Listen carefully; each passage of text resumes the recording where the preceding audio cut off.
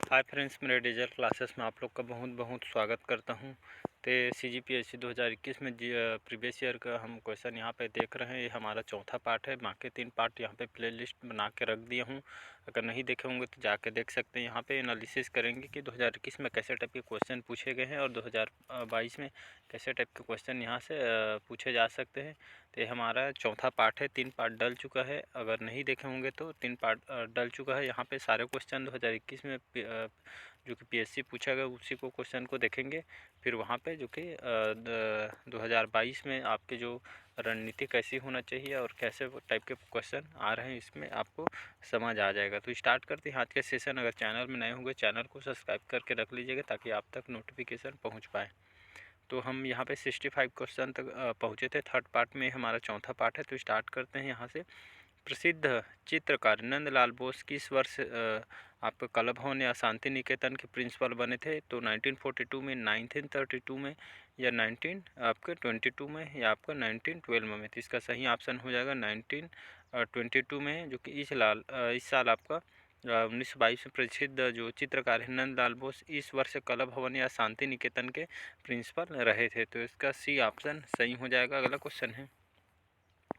अगला क्वेश्चन देखते हैं। यहाँ पे लोकसभा विधानसभा में सीटों का आरक्षण से संबंधित निम्नलिखित कथनों को पढ़िए तथा इसका सही विकल्प को यहाँ पे चुनना है। तो कथन पहला है, लोकसभा की 543 निर्वाचित सीटों में 84 सीटें अनुसूचित जातियों एवं जो 44 सीटें होती है जो कि अनुसूचित जनजातियों के लिए आरक्षित होती है। इसी तरह हम कथन दो पढ़ते हैं यहाँ पे, किसी निर्वाचन क्षेत्र को आरक्षित करने का निर्णय परिसीमन आयोग द्वारा लिया जाता है।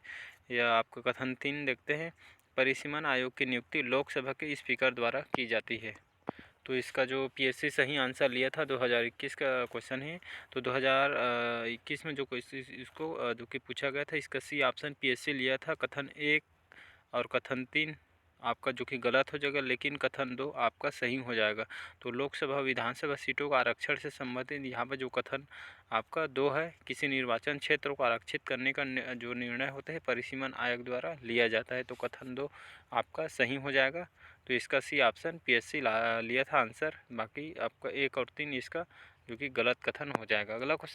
अगला क्वेश्चन देखते हैं। निम्नलिखित कथन को पढ़िए और उसका सही विकल्प यहाँ पे चुनिए। तो कथन पहला है, 44वें संविधान संशोधन अधिनियम के तहत 1978 द्वारा संपत्ति के अधिकार को मौलिक अधिकारों की सूची से हटाया गया है।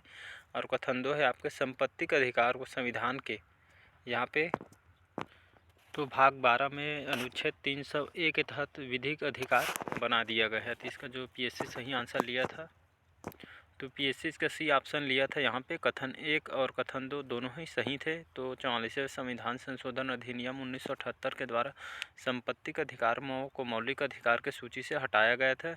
और आपका जो कथन भी 2 है वो भी सही, कथन 1 और 2। तो संपत्ति का अधिकार संविधान 12 में जो अनुच्छेद 300 के तहत विधिक अधिकार बना दिया गया था। तो आपके कथन 1 और 2 दोनों सही, कथन PSC सही आंसर लिया था। अगला क्वेश्चन देखते हैं। यहाँ पे जलोढ़ मिट्टी के संदर्भ में नीचे दिए गए 4 कथनों में से सही कथन को यहाँ पे चुनना है। तो यह मिट्टी भारत के कुल भूभाग में करीब 14% हिस्से में पाई जाती है। यह भी इस मिट्टी में आपका फास्फोरिक एसिड भरपूर मात्रा में पाया जाता है। यह सी है, यह मिट्टी में रेत, थूर और आपका चौपन जैसे नामों से भी इसको जाना जाता है। यह डी है, यह मिट्टी उपजाऊ नहीं होती है। तो इसका जो PSC सही आंसर लिया था बी ऑप्शन, यह मिट्टी में फास्फोरिक एसिड भरपूर मात्रा में पाया जाता है।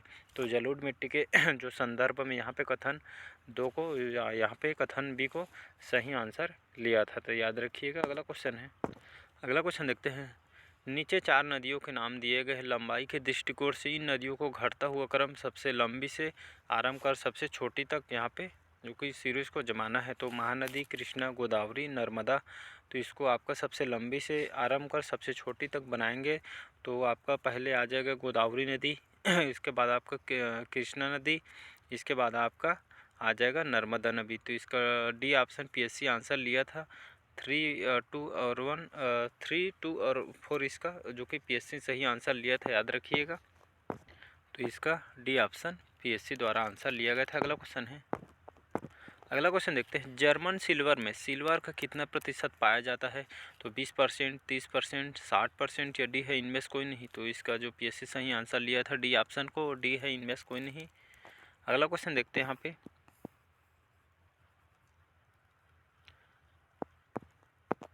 अगला क्वेश्चन है, ध्वनि तरंगों से संबंधित निम्नलिखित कथन को यहाँ पे कौन सा कथन सही यहाँ पे पूछा गया। तो कथन पहला, जब हम ठोस से गैसीय अवस्था में जाते हैं तो ध्वनि की गति कम हो जाती है। और कथन 2 है आपका, किसी भी माध्यम जैसे ही हम तापमान को कम करते हैं वैसी ध्वनि की गति बढ़ जाती है। कथन 3 है, ध्वनि की गति कांच के माध्यम की तुलना में एल्यूमिनियम के माध्यम से कम रहती है। तो जो इसका पीएससी सही आंसर लिया था कौन से कथन को, तो इसका पीएससी सी कथन को सही लिया था। केवल जो कथन पहला है पीएससी द्वारा इसी कथन को सही आंसर लिया गया था। जब हम ठोस से गैसीय अवस्था में जाते हैं तब ध्वनि की गति कम हो जाती है ध्वनि तरंगों से। तो इसका ए ऑप्शन कथन पहला सही आंसर हो जाएगा।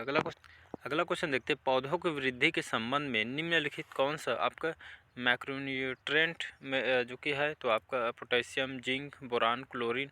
तो पौधों की वृद्धि के संबंध में आपका जो कौन सा जो वृद्धि के लिए बहुत महत्वपूर्ण है, तो आपका मैक्रो न्यूट्रेंट है। तो आपका जो आपका पोटेशियम है जो कि पौधे के लिए बहुत ही इम्पोर्टेंट है। तो पौधों की वृद्धि के संबंध में आपका पोटेशियम बहुत ही जो कि लाभकारी होता है, जिसे माइक्रोन्यूट्रिएंट कहते हैं। तो याद रखिएगा पोटेशियम पौधों की वृद्धि के लिए संबंधित है। तो इसका ए ऑप्शन पीएससी द्वारा आंसर लिया गया था। अगला क्वेश्चन देखते हैं, पारा एक ऐसा विषैला पदार्थ है जो भूमि, जल, वायु एवं खाद्य श्रृंखला को बुरी तरह दूषित कर देता है।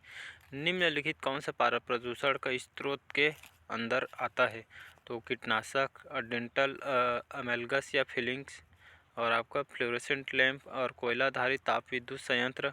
तो इसका जो पीएससी जो डी ऑप्शन इसका लिया था, तो पीएससी द्वारा 1, 2, 3 और 4 इन सभी को जो कि पीएससी द्वारा आंसर लिया गया था। तो पारा एक ऐसा विषैला पदार्थ है जिसके जो भूमि, जल, वायु, खाद्य श्रृंखला बुरी तरह दूषित कर देता है, जिसमें आपका जो पारा प्रदूषण की स्रोत है कीटनाशक, डेंटल अमेलगम, आपका फिलिंग्स, और आपका फ्लोरेंस लैंप और कोयला आधारित जो विद्युत संयंत्र होते हैं, इन चारों द्वारा यहाँ पे जो कि विषैला पदार्थ के अंतर्गत आते हैं, जो कि बहुत ही बुरी तरह से दूषित करते हैं। तो पीएससी इसका डी ऑप्शन लिया था। अगला क्वेश्चन देखते हैं, किसी उत्तल दर्पण द्वारा अनंत तथा दर्पण के ध्रुव P के बीच रखे बिंब के प्रतिबिंब की जो प्रकृति कैसी होती है।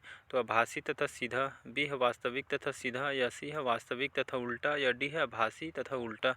तो इसका जो पीएससी सही आंसर लिया था आभासी तथा सीधा। तो याद रखिए उत्तल दर्पण द्वारा अनंत तथा दर्पण के ध्रुव P के बीच रखे बिंब के जो प्रतिबिंब की जो प्रकृति होती है आपका आभासी तथा सीधा होता है। तो इसका जो पीएससी ए ऑप्शन इसका सही आंसर लिया गया था। अगला क्वेश्चन देखते हैं, प्रकाश संश्लेषण की प्रक्रिया में एटीपी के कितने अणु ग्लूकोज के प्रत्येक अणु के संश्लेषण में शामिल रहते हैं। तो 16, 18, 20 या 24।